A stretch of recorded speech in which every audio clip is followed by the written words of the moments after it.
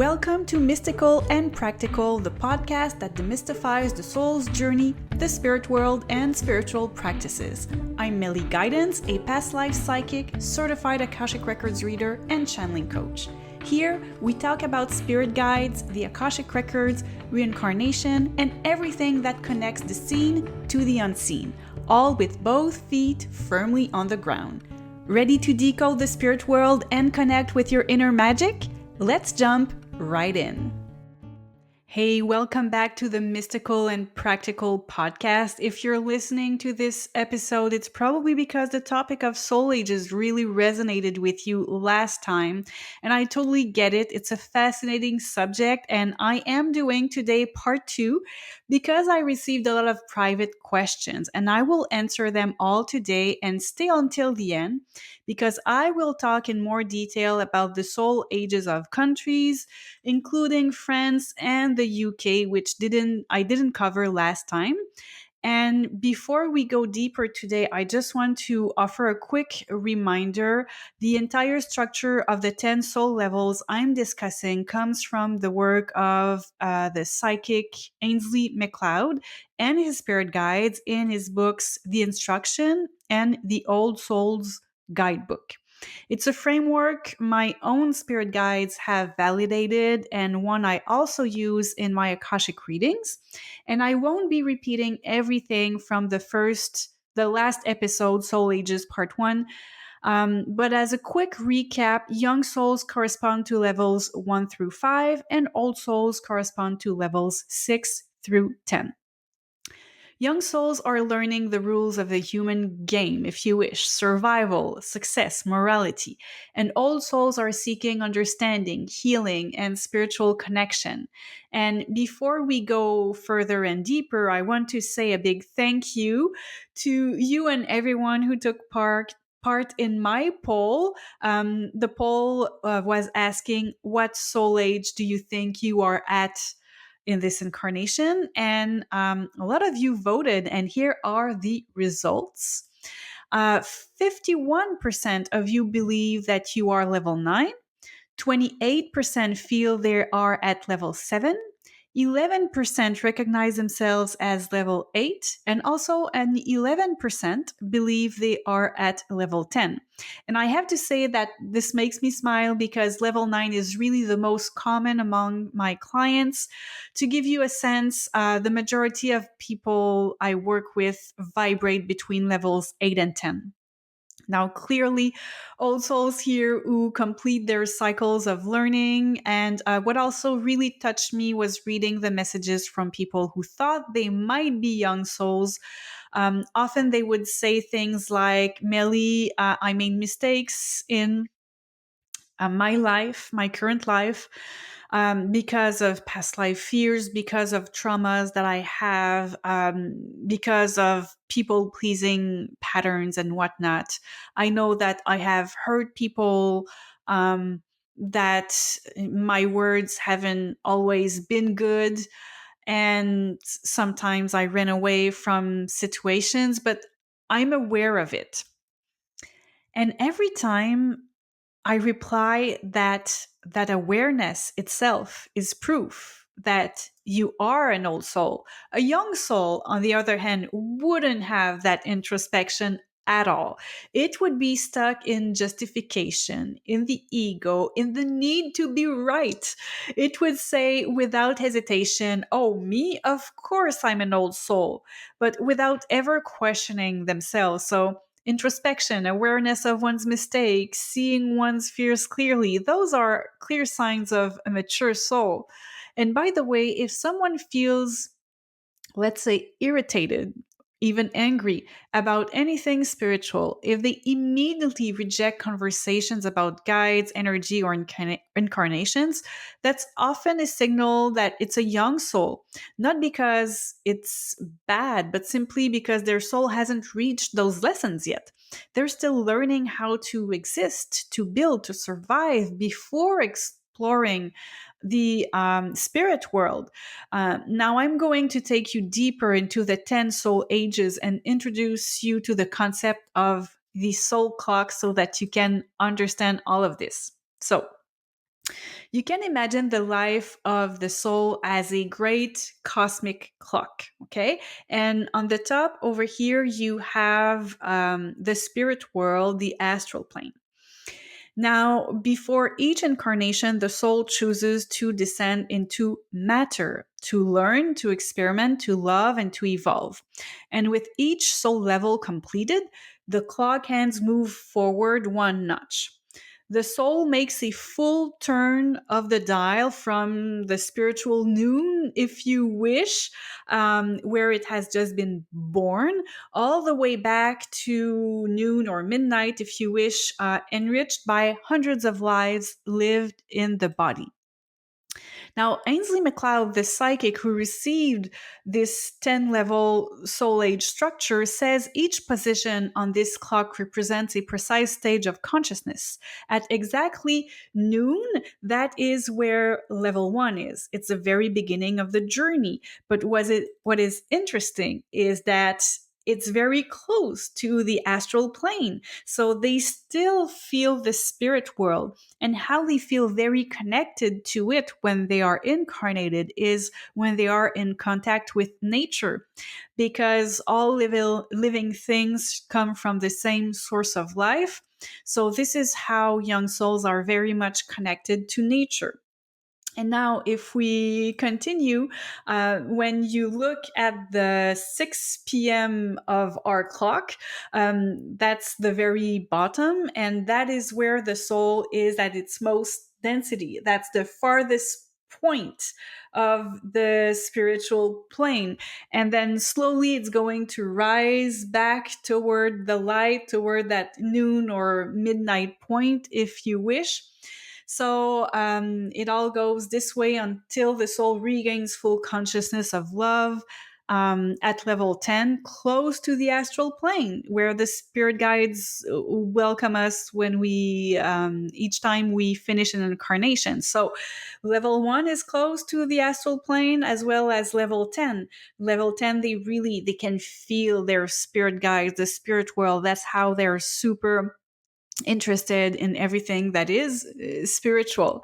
So, with this concept of the clock, let's take a deeper look at the 10 soul levels, starting, of course, with level 1, which I would call the new soul. So, imagine a soul freshly born, kind of still translucent with love, curiosity, and naivete, and it looks at Earth like a giant playground. It looks strange, it's noisy, it's unpredictable, but it's fascinating. Now, this soul lives its first lives in simplicity, lives close to nature, as I said, to the rhythm of the seasons, to the earth's cycles. It experiments what it is to breathe, to feel, to suffer, to eat, to sleep. Now, the advantage here is that it's pure, it's instinctive, it's directly connected to nature. It hasn't been weighted down by the complexity of the human mind. But the shadow or the inconvenient is everything frightens the young soul, level 1 soul. It lives in constant apprehension, with the fear of death, the fear of change, the fear of other. And the lesson is to learn to trust, to feel safe in the body, on earth, in life. The new soul learns to say, I can exist here. I belong to this planet. So that was level 1. Now, when a soul has completed level 1, so they have reincarnated a few times in level 1, maybe between 5 to 10 incarnations, when they feel they have learned this lesson, they move on to level 2, which is more of the tribal soul. So over time, this soul discovers the power of the group. It's level 2, so it's the group. It understands that survival depends on cooperation. It joins a tribe, a community. It learns to hunt, to build, to pray together. The advantage is that there is a sense of unity, of solidarity. These souls are loyal, protective, courageous. They are the guardians of tradition and pillars of community.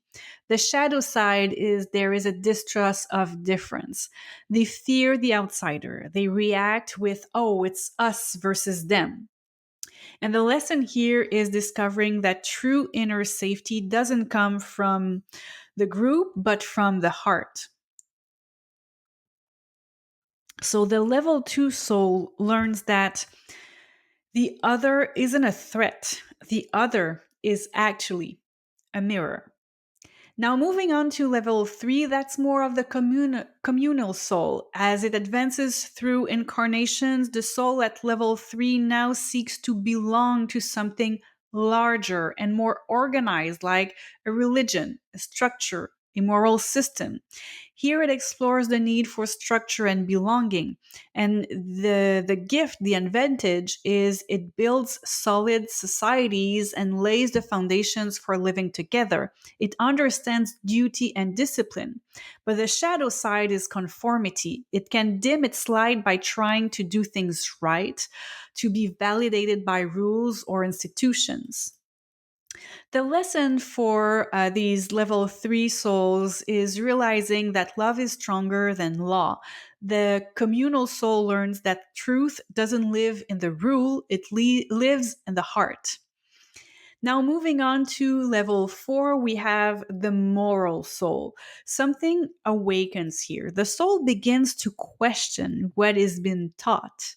It asks, why do we do this? Is it really just? Is it the right thing? And the gift of level 4 is moral awareness. It's a refinement of moral awareness.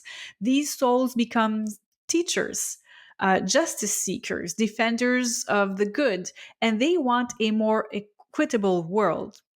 The shadow side is moral hypocrisy, which we saw during the witch hunts. They can become rigid, too certain that they are right, and its goodness turns into judgment. The lesson here is humility. At lesson 4, you want to learn that true goodness isn't proclaimed, it is practiced quietly. The moral soul learns we don't the moral soul at level 4 learns that we don't make light shine by preaching it, we do it by embodying it. Okay, so let's move on to level 5, where this is the ambitious soul. And remember that clock. If you're watching this on video, like I'm showing this on the top of the clock, you have level 1 soul. But when you are at the equivalent of our clock, 6 p.m., this is where we have level 5. So it's completely the opposite. And this is the furthest that they are from the astral plane. This is where it can be very dangerous for some people in some incarnations. So we've reached there the densest part of the clock. And here the soul explores matter in its full power. It wants to build, to succeed, to conquer, and it's fascinated by wealth, power, and individual freedom. The gift here is exploration of free will. These souls become builders, inventors, and leaders, and they learn creativity and personal responsibility. But the shadow side is sadly exploitation. Power can become an end in itself, and these souls may lose spiritual sense, fall into greed, into domination, or disconnection from the heart. And this is what we have seen when the Americas have been discovered.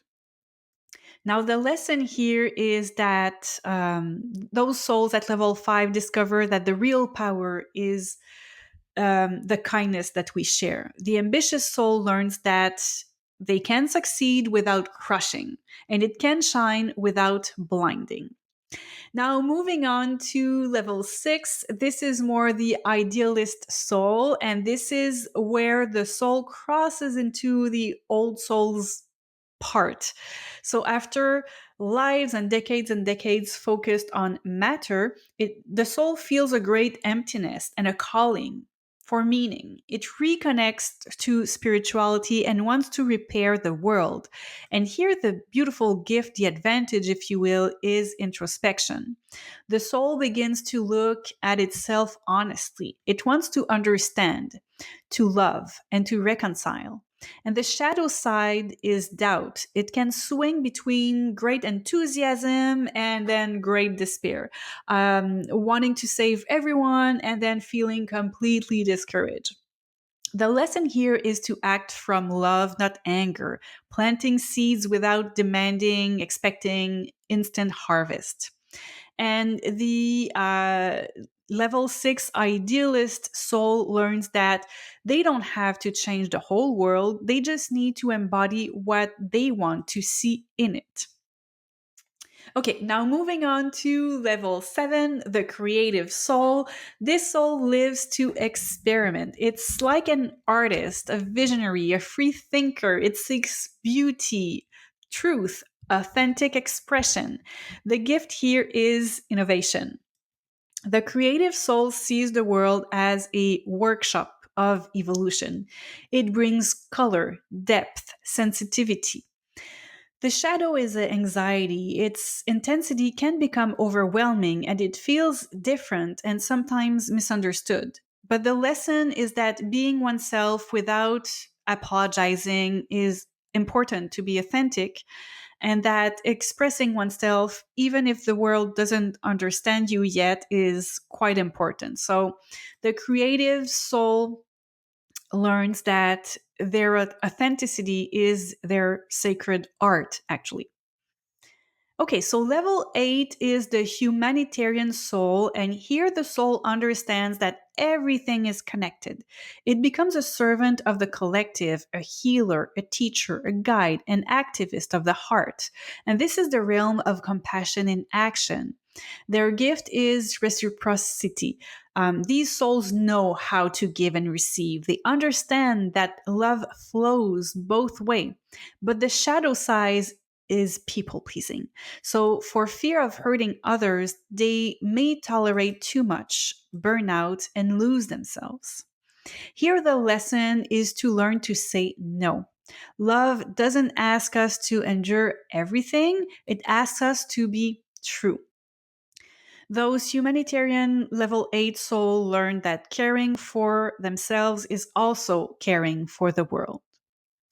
And then we have level 9, which is more of the healer soul. And here the soul no longer fights, it radiates. It knows that every pain hides a lesson and every lesson hides a blessing. The gift is deep personal growth. These souls transmute wounds into light, and their presence is therapeutic. But the shadow is over concern, like they're analyzing, they're trying to understand and heal everything without ever resting. So the lesson is to let go because healing doesn't mean fixing, it means accepting. The healer soul at level 9 is needs to learn that there is nothing to correct, only to love. And then moving on to level 10, we have the wise soul. Now we return on the clock to the upper part that is very close to noon or to midnight, if you wish. And the soul is completing the full circle, the full clock. And it has known fear, anger, joy, loneliness, faith, loss, and forgiveness, and it has found peace within all. The wonderful gift for level 10 souls is universal compassion. These souls understand the larger plan, the big picture. They live in presence, simplicity, gratitude, but the shadow side is passivity. I would say apathy. So, from an old soul fatigue, they can withdraw from the world and say, well, everything is as it is. I cannot change anything, and they will just stop taking action. The lesson here for level 10 souls is to stay embodied, serving not because they must serve, but because they simply love. And the wise souls at level 10 learn that light doesn't flee the world, it illuminates it. In truth, every soul is making this great tour of the clock, if you wish, and some are descending into density, others are rising toward consciousness, but all are part of the same cycle, the same learning experience, the same divine breath. So wherever you are on this clock, you're exactly where your soul needs to be. And if you're hearing this today, it's likely because your soul remembers something, that it's much older than your human age, and that it came here to love once again more fully and more truly. Now that we've completed the full tour of the soul clock together, let's pause to observe the major differences between young souls and old souls. Okay. Because even though all of us have passed through these some of these levels at some point, your soul's current vibration directly influences how you perceive the world. So, your values, your choices, and your relationships. So, let's take the young souls. Young souls are centered on me. They're trying to build themselves, to feel safe, to feel important. They're still learning what it means to exist in the matter on Earth. They need clear structures and rules, hierarchies, institutions, laws, and also borders to make them feel safe.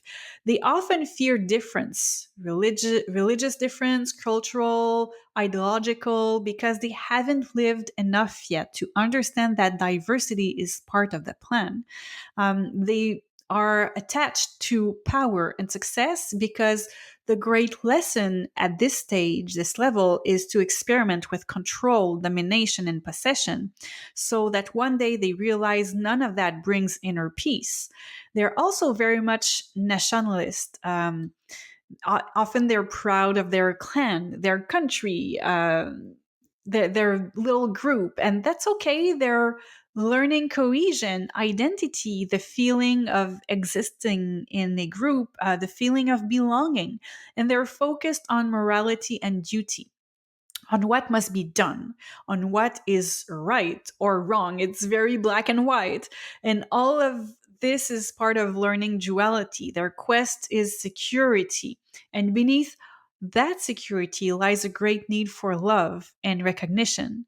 They learn to say, I am someone, I matter, and I have the right to be here.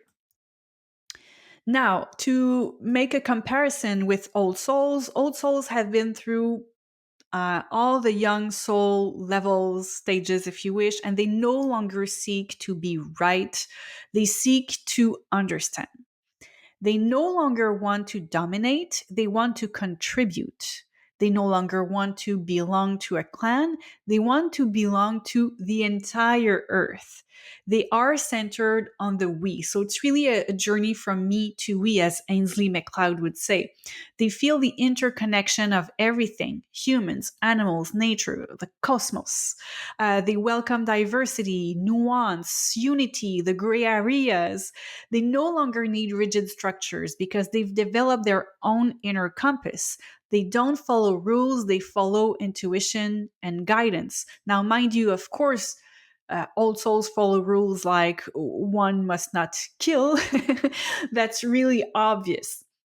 But in terms of, smaller rules, maybe in the place of work or their city, in a group, they follow more their intuition and their guidance. So they're guided by wisdom and inner connection rather than fear or authority. Old souls are not nationalist, but internationalist at heart. They know borders are an illusion, and they deeply understand that we are all one humanity, one breath, one source of love expressed through billions of faces. They don't seek security, they seek peace, actually. They don't seek stability, they seek flow. They don't seek duty, they seek a deep meaning. Their energy turns toward compassion and universal love, and they know everyone advances at their own pace on the soul clock. There's no lateness, if you will. There's no superiority. It's not because you're at level 9 or 10 that you are superior. Actually, old souls look at the world more gently, even when the world stumbles or crumbles because they remember they've been there too. And if you're listening or watching this episode, there's a good chance your soul is one of those we call old souls. So you may feel wary of the modern world, misaligned with power struggles, hungry for meaning, truth, and depth. You see things differently as an old soul. So you no longer need to prove, you want to vibrate. You don't want to convince, you want to inspire. We have a lot of mentors with old souls. You don't want to fight, you want to love. You don't want to go and join the army.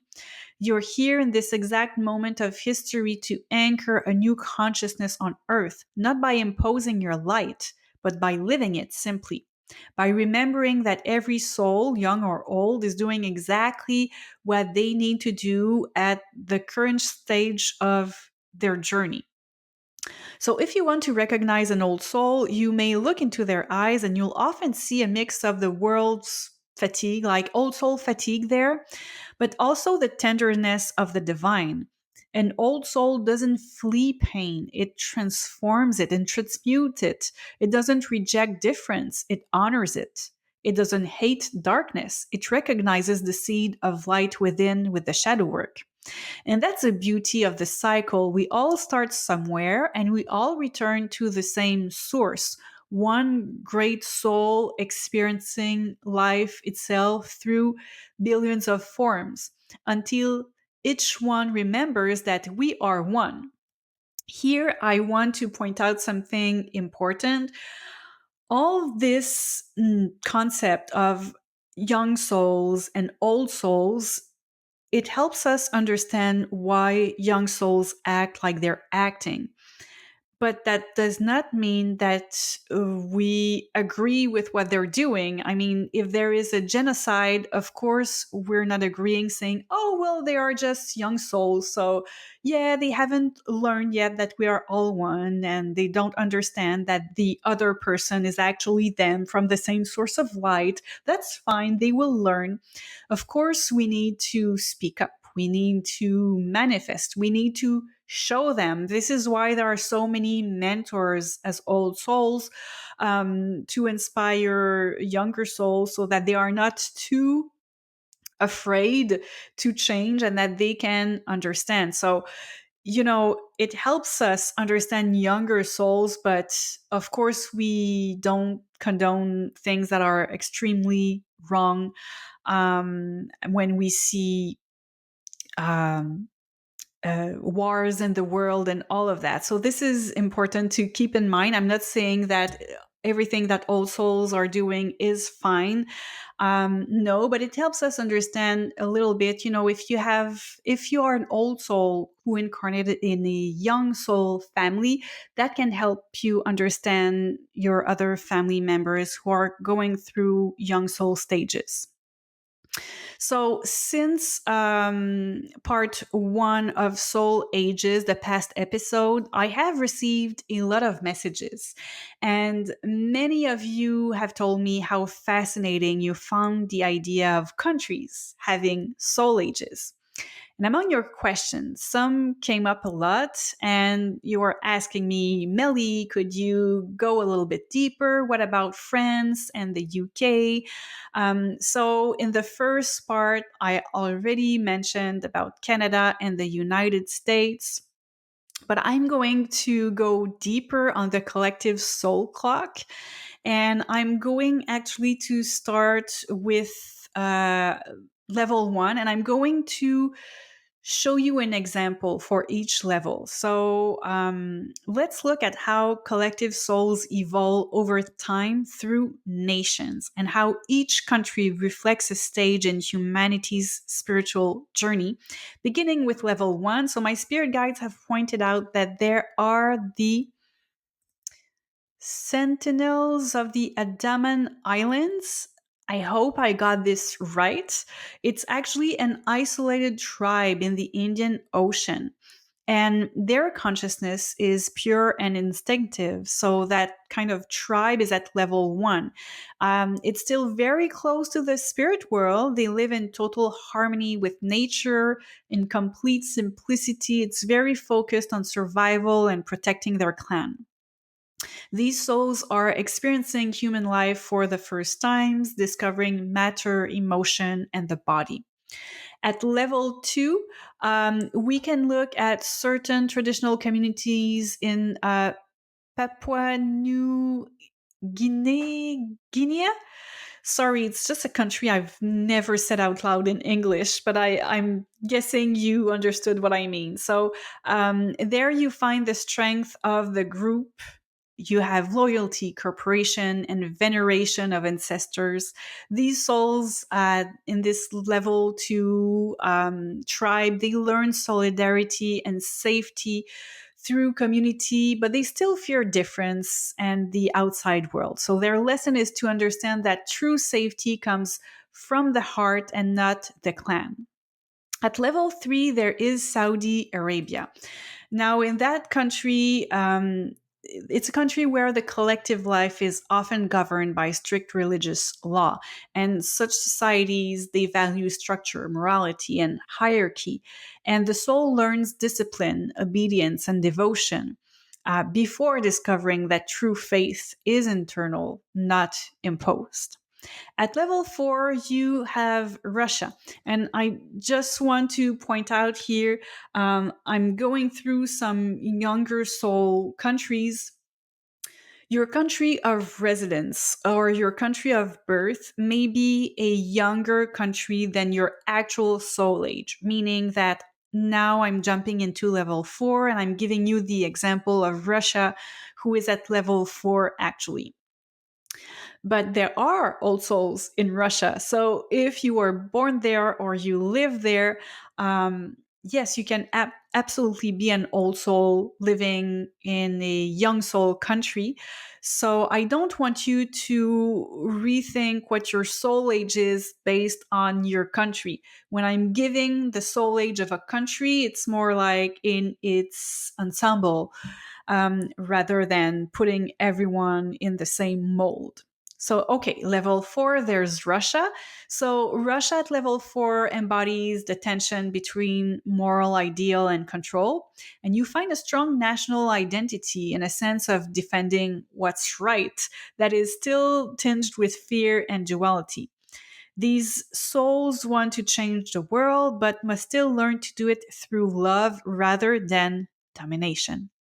So, as I said in the first episode on Soul Ages, taken as a whole, we have the United States at level 5, and the US at level 5, they are exploring power, achievement, building, and individuality. You see this vibration everywhere, actually, in innovation and entrepreneurship, in the deep belief that anything is possible if you work hard, in the need for individual freedom and the drive to be the best. The US is passionate, creative, and independent, but still very focused on performance and measurable success.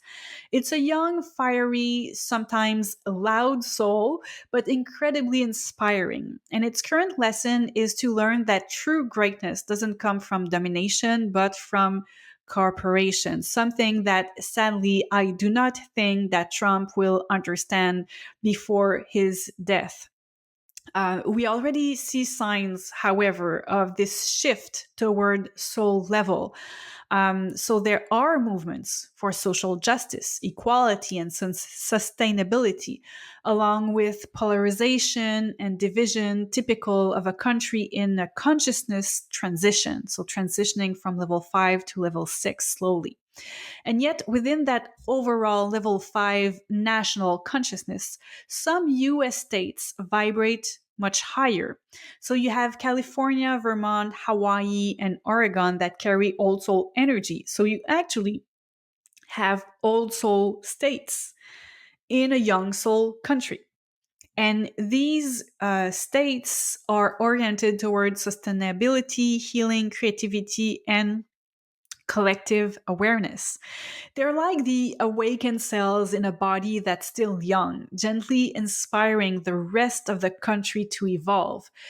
If the United States were a person, it would be the visionary entrepreneur. They're brilliant, bold, still learning humility, and they have the wisdom of the heart. So now let's move to the old soul countries, starting with the United Kingdom, which is at level 6. It's a consciousness seeking balance between duty and moral evolution. So the country is immersed in debates about class, monarchy, and diversity. It's exactly the kind of questioning that belongs to level 6. So this vibration blends reason and compassion, tradition, and openness. The UK is learning to redefine itself, not as an empire, but as a benevolent guide. Its current lesson is that the true strength no longer comes from prestige or power, but from wisdom and empathy. Now, if the UK were a person, it would be the ingenious mentor. They would be pragmatic, spiritual, sometimes nostalgic, always learning to unite the head and the heart. Now, moving on to level 7, we have France there at level 7, and it embodies the creative soul by excellence. It's a country of beauty, of expression, of art and thought. For centuries, France has sought to understand human nature through philosophy, literature, politics, and a love for refinement. It explores the tension between the ego and authenticity. It wants to express its truth, and sometimes loudly, often passionately. The big intellectual debates, the protest, and the constant search for national identity are all part of its process. Its current lesson is to harmonize head and heart and to express itself without dividing and to allow beauty to become a tool of consciousness. And if France were a person, it would be the artist philosopher. So they would be a person who's very much idealistic, sensitive, sometimes wary of the world, yet unable to stop loving life. Now, Canada, for its part, resonates at level 8. Its collective vibration reflects compassion in action, cooperation, and a deep desire for peace. It naturally seeks balance, moderation, respect for diversity, and love of the earth. You see it in its diplomacy, social policies, ecological awareness, and dedication to inclusion. It's an energy of service, listening, and soothing. Its current lesson is learning to serve without self sacrifice. Canada sometimes carries the caregiver's burden, wanting to help too much, avoiding conflict, our super reputation of saying sorry and thank you all the time. I live in Canada, I'm Canadian, this is so true. So, and that can mean taking on too much an emotional weight at a national level. But Canada's collective role is beautiful. It's actually showing the world that kindness can be a policy. If Canada were a person, it would be the spiritual diplomat. Calm, empathetic, attentive, teaching by example the quiet strength of the heart. Moving on to level 9, we have Iceland. And I just need to point out, if it wasn't clear when I started talking about countries, now there are many countries on many levels. So Canada is not the only country at level 8. I'm just giving you examples. So Iceland is at level 9, and its energy is one of collective healing and wisdom in action. It's like people living in symbiosis with the earth, placing cooperation before competition, simplicity before abundance. Everything there breathes art, consciousness. There is a respect for nature, creativity, transparency, social balance, and trust in the community. Iceland teaches the world that peace isn't a utopia, it's a way of being.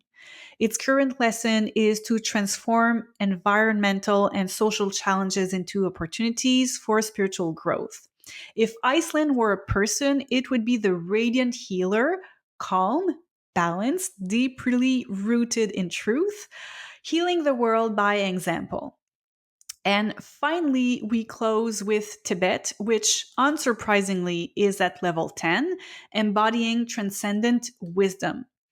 Even without being a sovereign state, its collective soul radiates timeless light. Tibet has known suffering, exile, and loss, yet continues to teach inner peace, forgiveness, and universal compassion. It's a soul that has moved beyond the struggle and now serves in silence through prayer, meditation, presence, and the vibration of the heart.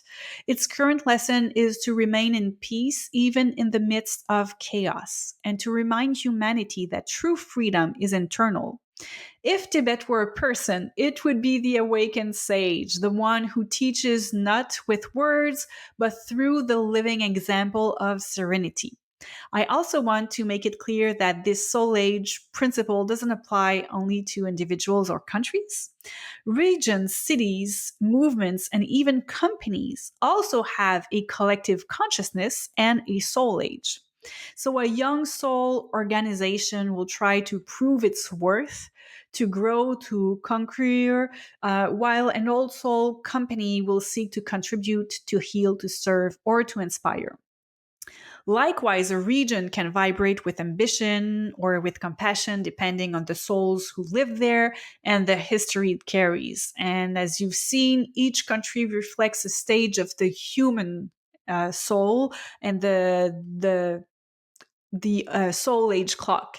None is better than an other. They're simply at different points in their journey.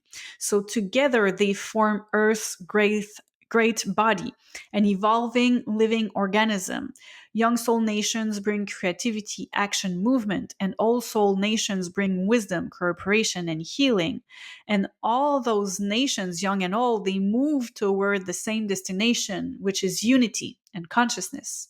So wherever you live, remember that the country your soul chose to incarnate in always matches what it came to learn. Some of us are here to build, others to heal, teach, or inspire, but all of us, without exception, are here to love. And if you look at the planet through old soul eyes, you will see that despite the apparent chaos, humanity is growing. The hands of the clock keep moving gently but surely, and each country is participating in this great return to the light. Okay, so this is it for me for Soul Ages. But before we say goodbye, I have a special announcement. My very popular tarot focus reading for 2026 will be back very, very soon in a few days. It is the reading that looks at your energy for the year ahead. So we're looking at theme, lesson, strength, challenge, career, love, personal growth, and more. Spots are very limited and they always go very, very fast. And the registration link will be sent in my next email, my next newsletter around November 15th, which is just in a few days. So to get access, make sure that you are subscribed to my newsletter before the 15th. I will put a link down in the episode description if you haven't subscribed yet. And I cannot wait to guide you in welcoming 2026 with clarity and confidence. Okay, so this is it for me here. If this topic of the soul ages nourished you and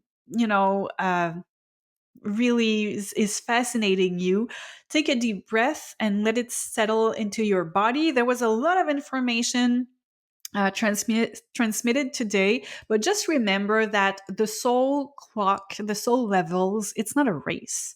You are exactly where you need to be, and so is your country. So thank you for being here. Thank you for all your messages and your questions. This part two exists thanks to you. And tell me in the comments which level you recognize yourself in right now and how that changes the way you see yourself and the way you see others, or even the way you see your country.